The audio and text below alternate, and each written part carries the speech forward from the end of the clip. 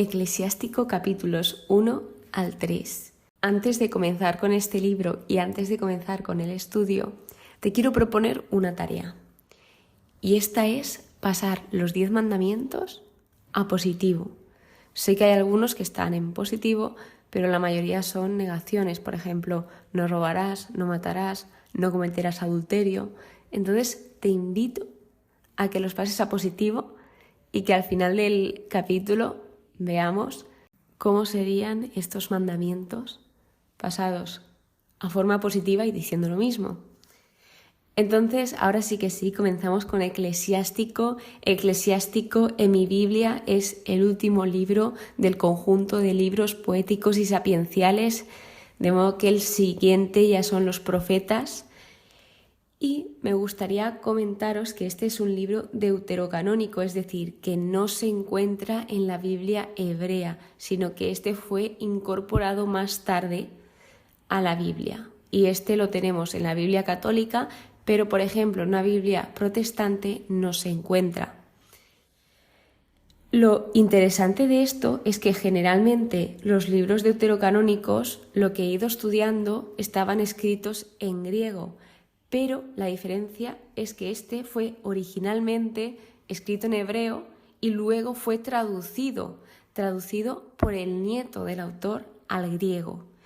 Entonces esto me llamó la atención de que es un libro original en hebreo traducido al griego con el propósito de llegar a más personas. El autor del libro se llama Ben Sirá, que era un maestro de la sabiduría judía, y él escribió este libro alrededor del 190 y 180 a.C. en hebreo, pero la traducción se produjo en la primera mitad del siglo II a.C. desde Egipto. Lo curioso de este libro es que es el único libro del Antiguo Testamento que está firmado por su autor. En el último capítulo se puede observar cómo indica esa firma y nos dice Jesús, hijo de Sirá. Entonces, ¿qué es eclesiástico? ¿A qué se refiere? Eclesiástico, si nos vamos a su definición en el diccionario, nos dice que es de la Iglesia, particularmente de los clérigos o relacionado con ella. Y este libro se llama de varias formas. Por ejemplo, en esta Biblia, yo utilizo la versión Biblia de Jerusalén, se llama eclesiástico, pero por ejemplo en otra editorial se llama Sirácida. Y según he ido investigando, también se llama Ben Sirá o la sabiduría de Ben Sirá, etc. Entonces, este libro tiene mucha relación con los anteriores porque contiene todos los rasgos tradicionales de la literatura sapiencial judía. Estamos en los libros poéticos y sapienciales y vamos viendo cómo todos tienen relación. Y, por ejemplo, en el anterior, en sabiduría, se habla de la sabiduría, se habla del temor del Señor. En Proverbios también son consejos, advertencias, guías para nuestra vida. Y este también lo es. Así que una idea clave que nos quedó en el anterior libro es que la sabiduría es la presencia o el Espíritu de Dios en tu corazón. Teniendo esto en cuenta, otra cosa que se nos dice sobre este libro es que fue escrito como contraste a la cultura griega, porque el autor lo que está haciendo es contraponer y ensalzar los valores tradicionales del mundo socio-religioso hebreo. En este libro se habla, como acabo de decir, de la sabiduría y del temor de Dios, y esto hemos visto que está relacionado, van de la mano, y se entiende la sabiduría como este temor de Dios. Además de que otra de las cosas que pretende este libro es exhortar a mantenerse fieles a las tradiciones de los antepasados, a no perder esa fe en el contexto en el que están, que es un contexto difícil de preservar la fe. ¿Qué temas trata este libro? La sabiduría, por supuesto, el tema principal, la virtud, la justicia, la oración, la amistad, educación, riqueza, pobreza, etc. En conclusión, trata sobre los aspectos de la vida, que es lo que intentan ayudar estos libros a cómo vivir una vida mejor. Así que ahora sí que sí, empezamos con el estudio de Eclesiástico, empezamos con los capítulos, pero me gustaría contestaros a esa pregunta de qué me espero de este libro o de qué creo que va a tratar. Mientras estudiaba otros libros, sí que he leído algunos capítulos de este libro porque se hacen más amenos e imagino, al haber leído así por encima, que tratan de lo mismo que los anteriores porque son consejos, tal vez de plenitud, algunos consejos que se dieron antes o de nuevos consejos que sean útiles. Entonces, esto es lo que creo. De hecho, cuando leí el título eclesiástico, digo, es muy parecido a Eclesiastés y tal vez tenga mucha referencia a Eclesiastés o tenga mucho que ver, eso no lo sé, ya lo descubriremos. Y ahora sí que sí, viene el prólogo del autor, del traductor, mejor dicho, del nieto del autor, que este no está como capítulo, pero sí que lo introducen para que tengamos un contexto.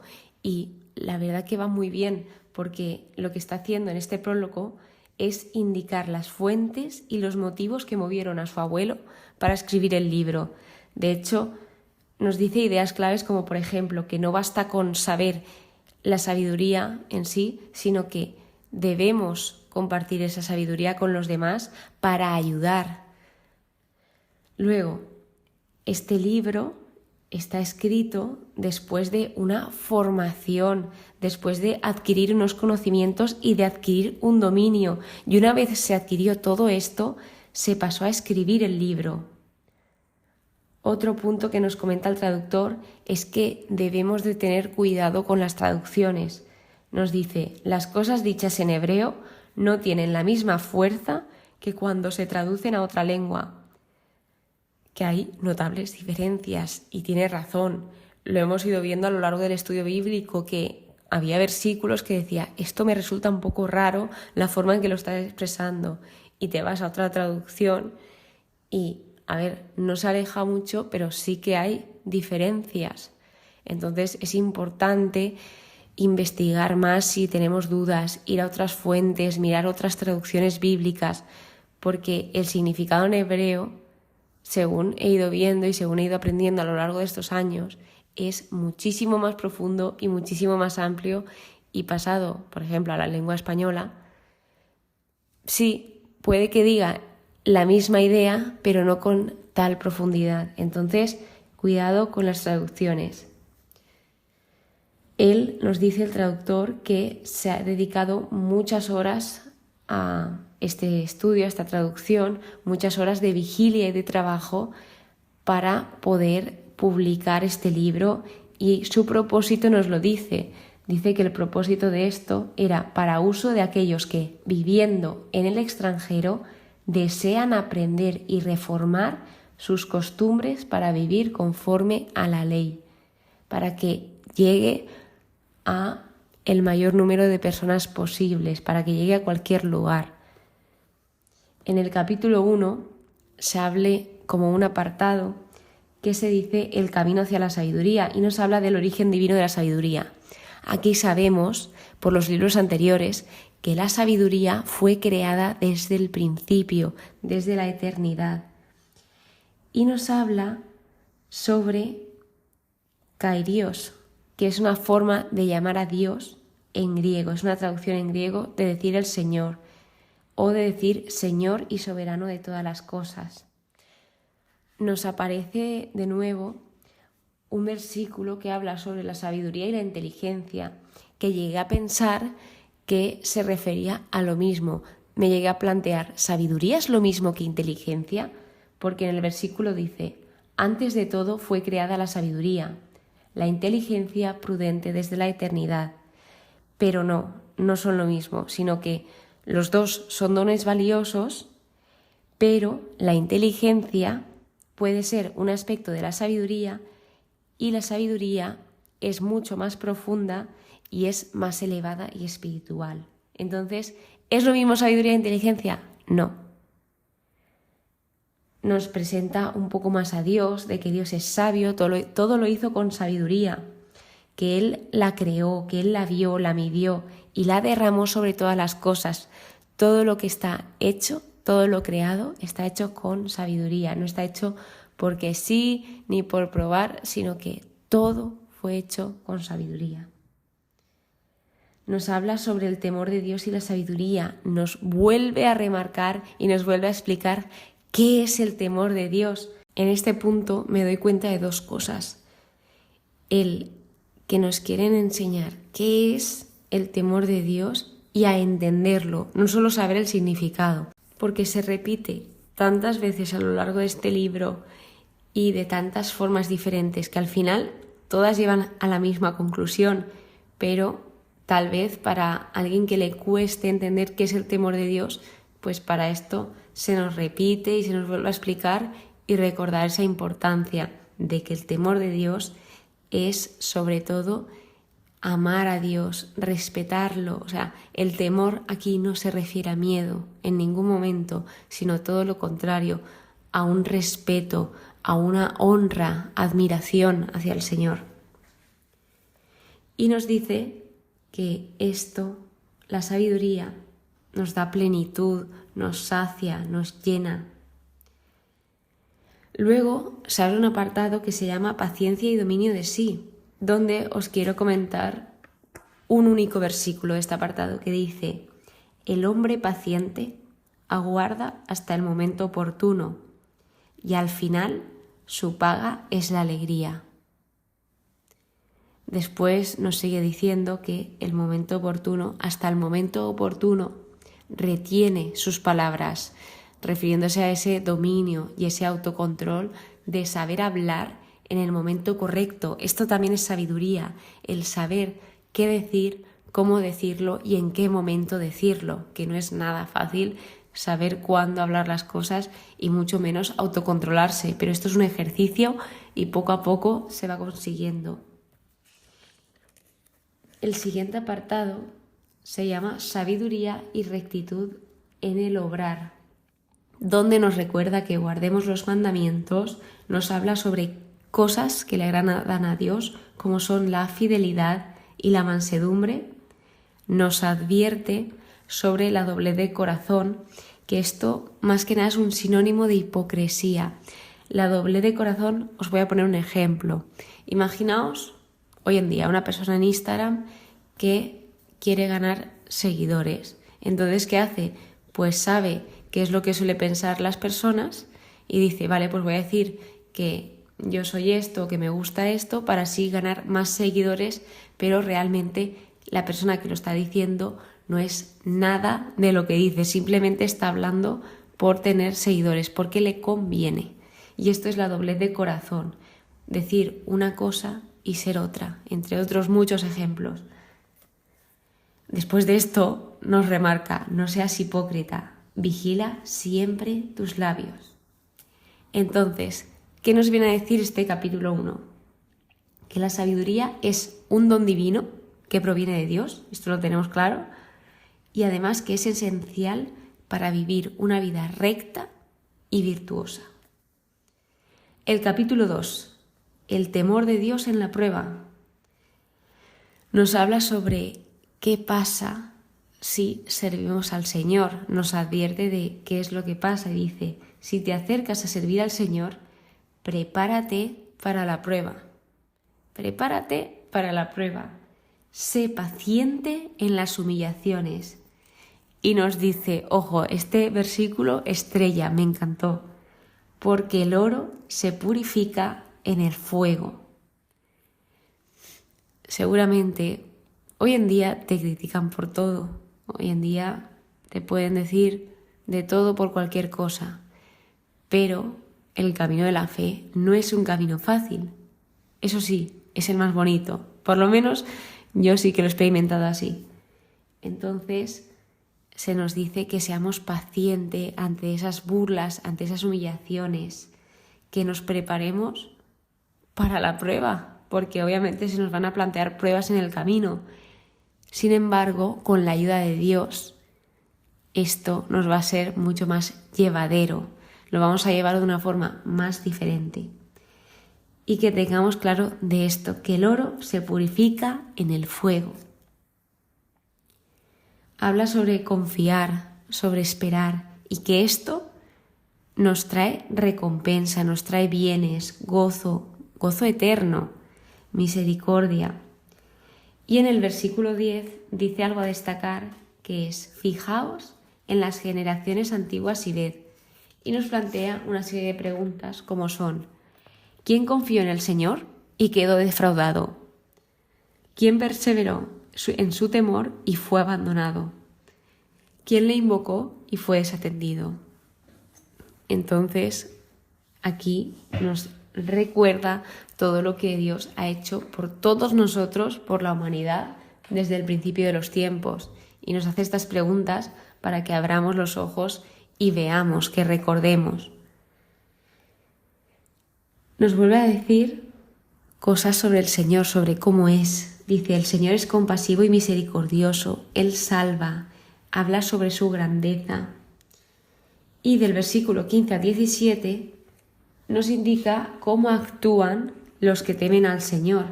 Por ejemplo, los que temen al Señor no desobedecen sus palabras, ellos buscan su agrado, tienen el corazón dispuesto. Los que le aman guardan sus caminos, cumplen su ley y se humillan ante Él. Y esto es un ejemplo de cómo actúan estas personas que temen al Señor. Así pues, este capítulo 2, en resumen, habla sobre la importancia del temor a Dios y la perseverancia de la fe, incluso en medio de las pruebas y tentaciones que se nos puedan presentar. Por último, el capítulo 3, se titula Deberes para con los padres, y se nos remarca ese mandamiento de honrar a los padres, que es un mandamiento fundamental y una forma de mostrar respeto a Dios. Porque si tú respetas a tus padres, respetas a Dios. Nos habla sobre el cuidado de los padres en la vejez, porque nos dice el versículo 13: aunque haya perdido la cabeza, sé indulgente con él, no le desprecies, tú que estás en la plenitud de tus fuerzas. El capítulo sigue hablando sobre la humildad y el orgullo, que actuemos con dulzura en todo lo que hagamos. A esto se nos invita, de que grande es el poder del Señor, pero son los humildes quienes le glorifican. Que atendamos, ojo aquí, a lo que se nos encomienda, que no nos compliquemos la vida, que si se nos encomienda algo, que llevemos a cabo ese algo y no estemos rebuscando otras cosas. Por ejemplo, esto me pasaba en los exámenes, que me preguntaban una cosa y respondía esa cosa más otra enreversada, y no, me están pidiendo una cosa. Si me piden A, es A, no A, B, C, D, E, sino si te piden A, es A. Entonces atiende a lo que se te encomienda. Este es el consejo que se nos da. Nos advierte sobre las especulaciones, que éstas desviaron a muchos, sobre las falsas ilusiones, que extraviaron pensamientos. Y nos habla sobre el hombre prudente. Y dice: el hombre prudente medita los proverbios. Un oído atento es el anhelo del sabio. No lo he dicho, pero en estos libros siempre se hace una invitación. Son consejos en todo momento. Aunque parezca que se habla de una forma imperativa, es una forma de aconsejar, pero en todo momento se invita a escuchar. Y ya de nosotros depende seguir esos consejos, como en todo. Nosotros somos libres, entonces somos libres de decidir y de tomar nuestras propias decisiones.